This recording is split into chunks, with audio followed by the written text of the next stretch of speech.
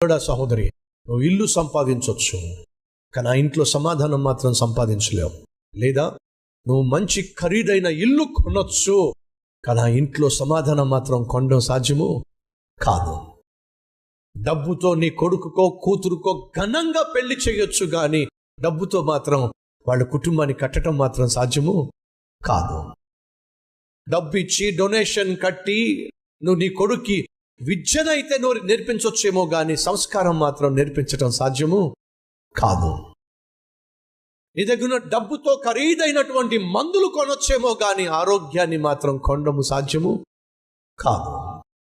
నీ దగ్గర డబ్బుతో ఖరీదైనటువంటి కారు కొనుక్కోవడం సాధ్యమేమో, కానీ క్షేమకరమైన ప్రయాణం మాత్రం కొనడము సాధ్యము కాదు.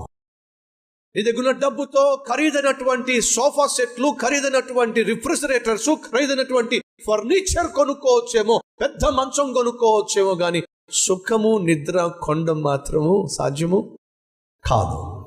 చచ్చిపోయిన తర్వాత బహు అద్భుతమైన సమాధి కట్టడం సాధ్యమేమో, కానీ డబ్బుతో నిన్ను పరలోకానికి మాత్రం పంపించడం సాధ్యము కాదండి.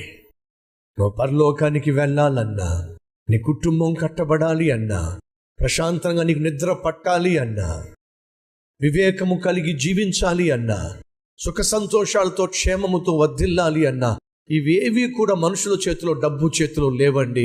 ఒక్క దేవుని చేతిలోనే ఉన్నాయండి. దేవుని చేతిలో ఉన్నటువంటి సుఖము, సంతోషము, సౌభాగ్యాన్ని విడిచిపెట్టి డబ్బే సర్వస్వము అనుకునేటటువంటి మూర్ఖమైన